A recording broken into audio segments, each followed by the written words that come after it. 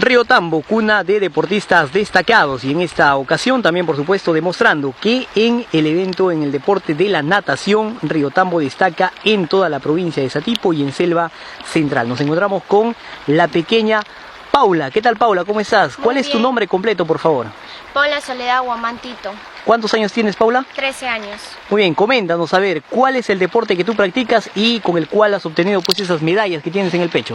Bueno, yo practico desde muy pequeña natación, me invitan a diferentes eventos y yo participo, y ahora actualmente he ganado en la competencia de la regional en Huancayo, en la disciplina de natación,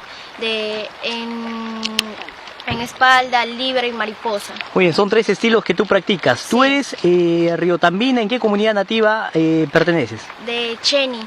¿Tanto tu papá y tu mamá son de Cheni? Sí, los dos.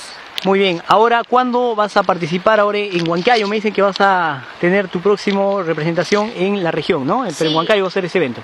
El 15 y el 14, pero vamos a viajar el día domingo, este domingo que viene, porque como va a haber la acreditación y tenemos que viajar un día antes también para aclimatizarnos, para entrar al agua, porque a veces nos dicen agua temperada, pero al final no, siempre nos hacen frío.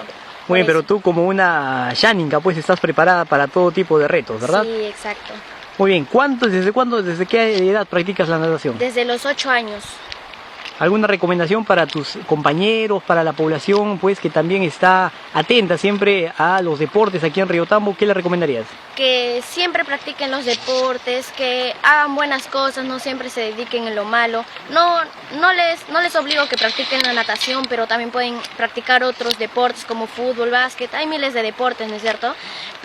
Y entonces puedes practicar, así como hay varias variedades, ponerse las pilas. Si te gusta algo, ponerte las pilas, enfocarte en lo que te gusta.